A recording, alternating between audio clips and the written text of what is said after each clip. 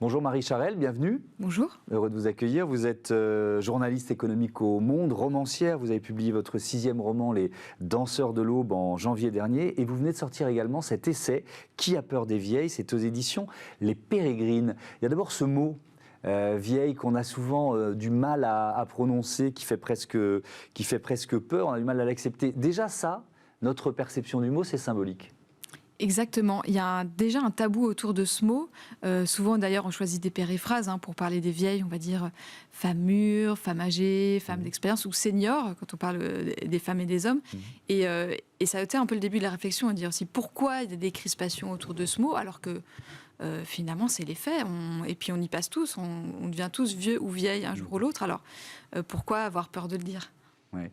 Ce livre, il explore à la fois l'invisibilisation, je l'ai dit dans l'ordre, des femmes de plus de 50 ans et ce qui fait leur force et leur puissance. On va évidemment aborder ces deux aspects. On peut commencer par ce constat de celles qu'on ne montre plus. C'est particulièrement vrai ici, dans les médias ou au cinéma ou à la télévision, dans les fictions. Vous l'avez modélisé, ça, en quelque sorte ?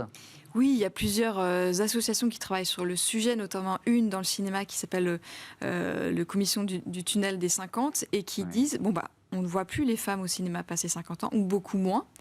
C'est pas juste une perception, c'est des faits. Et donc, elles ont vraiment regardé les films, elles ont calculé, et qui montrent qu'en effet, on voit beaucoup moins les femmes passer 50 ans. Elles réapparaissent après, vers 80 ans, dans des rôles de grand-mère un peu gâteau. Mais c'est une vraie question. Pourquoi on ne montre pas les femmes telles qu'elles sont aujourd'hui dans la société française ? Avec 2 fois moins de rôles après 50 ans si l'on est une femme.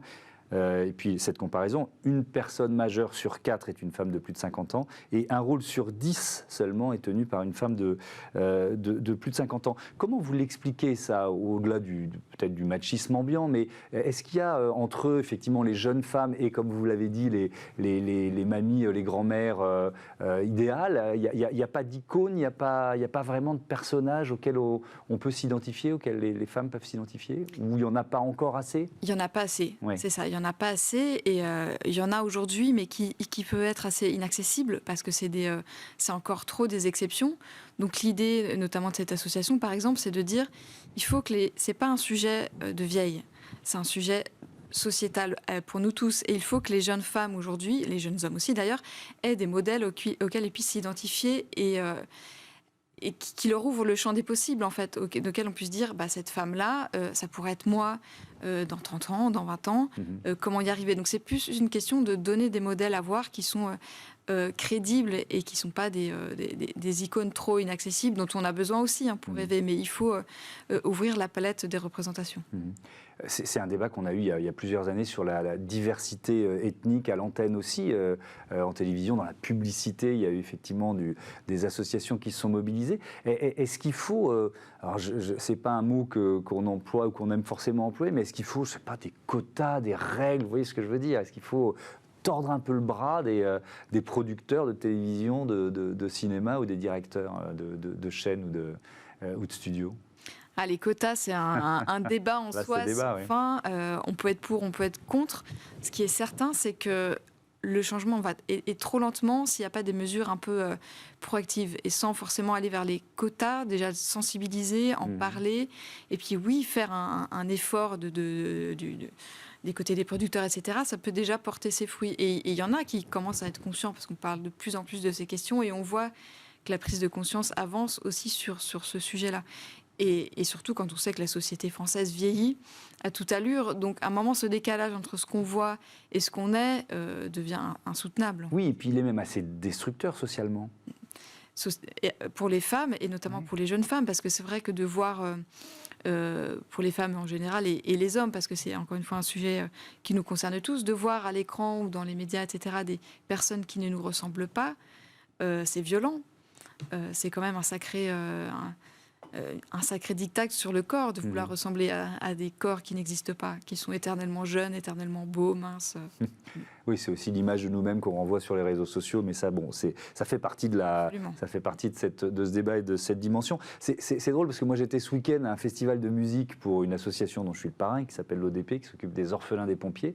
Et il se trouve que les deux des plus belles têtes d'affiche, voilà, qui étaient en fin de journée, c'était Catherine Ringer le vendredi soir qui chantait les Rita Mitsuko et Véronique Sanson le dimanche soir qui a fait vivre son répertoire, et c'était merveilleux dans les deux cas. Je ne vais pas donner leurs âges à l'une et l'autre. Tiens, mais d'ailleurs, quand je dis ça, je ne vais pas donner leurs âges. Est-ce que je participe à cette espèce de tabou des vieilles ?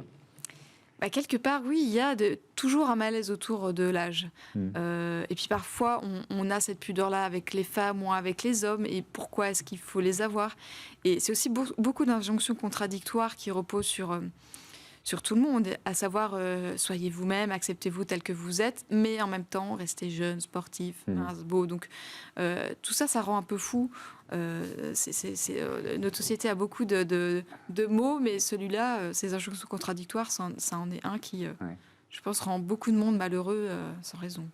On va terminer, évidemment, il nous reste près de 4 minutes sur le tissu économique, ce monde économique que vous analysez pour le quotidien Le Monde. Est-ce que la place des femmes de 50 ans, quand même, dans les entreprises, vous la voyez évoluer ? Et si oui, comment ?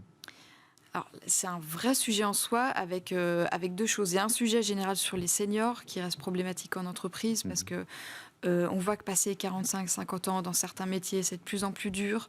Quand on se retrouve sur le carreau, de retourner dans l'emploi. C'est encore plus dur pour les femmes parce qu'elles cumulent tout ce qui est lié aux écarts de salaire, aux problématiques liées à la grossesse, etc. Donc, pour les femmes seniors, c'est encore un peu plus dur, je crois, avec des vrais écarts de revenus. On le voit dans les chiffres qui se creusent.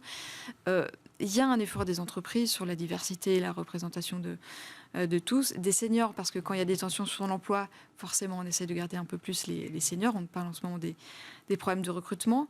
Mais là aussi, les lignes bougent probablement pas assez vite. Et puis, il y a la question des modèles, là encore. On commence à voir quelques entreprises où il y a des femmes. Dans le CAC 40, il n'y en a qu'une. Si ça n'a pas changé depuis, c'est pas assez. Donc là aussi, plus on aura de femmes chefs d'entreprise d'expérience, plus les jeunes femmes et les jeunes hommes pourront dire c'est possible, pour moi aussi. Il y en a quelques-unes. On voit, dans le livre, j'évoque Christine Lagarde à la BCE, c'est un bon exemple. Voilà, une femme dans ce cénacle très masculin, ça peut que... déclencher des vocations aussi. Alors nous ici, modestement, on essaye de tendre vers une parité dans les personnalités qu'on invite dans nos émissions. Quand une femme accède à un poste de pouvoir, un poste de direction, chef d'entreprise ou cadre dirigeant, est-ce qu'elle doit être proactive ? C'est-à-dire qu'elle doit, d'après vous, profiter de ce poste de pouvoir pour nommer d'autres femmes à des postes de pouvoir dans l'entreprise ? C'est l'idéal. Si elle peut, oui, parce que c'est vrai que c'est comme ça que les choses avancent aussi. Inspirée par son expérience, étendre l'échelle sans faire de favoritisme, mais simplement, on sait que les femmes s'auto-censurent un tout petit peu plus dans le monde du travail, osent un peu moins. D'avoir quelqu'un, une femme, un homme, un DRH ou autre qui va les chercher, les tirer peut-être un tout petit peu plus, ça peut contribuer à ce qu'on disait sur être un peu plus actifs tous pour que les normes bougent et que les faits évolue aussi. Votre livre, Marie Charelle, il démontre que ce vieillissement, il peut ouvrir une période faste, une période de puissance pour les femmes. Pourquoi ? C'est vraiment ce qui est marquant dans ce sujet, le décalage entre on les voit moins, mais ce qu'elles disent, elles, beaucoup, c'est passer 50 ans, 60 ans, on sait qui on est beaucoup mieux, on sait ce dont on est capable. On a un peu moins, on se préoccupe un peu moins des normes, du quand dira-t-on, etc. Quand il y a des enfants, ils commencent à être grands, donc on retrouve du temps, on a beaucoup d'énergie. Donc oui, beaucoup décrivent ce sentiment de puissance, de montée en puissance et de liberté. Liberté de ton, liberté de parole. Et c'est ça aussi que j'avais envie de montrer dans ce livre, c'est que c'est ça les femmes d'aujourd'hui. Passées 45, 50 ans, 60 ans, ce sont des femmes bien puissantes pour la plupart, et c'est ça qu'on a envie de mettre en avant. Au-delà des clichés sur la vieille ménopausée. Oui, il y a des phrases qu'on préférait ne pas voir prononcer. Merci beaucoup, Marie Charelle. Qui a peur des vieilles ? C'est le titre de cet essai publié aux éditions Les Pérégrines. On passe à notre débat sur la finance responsable, finance et biodiversité.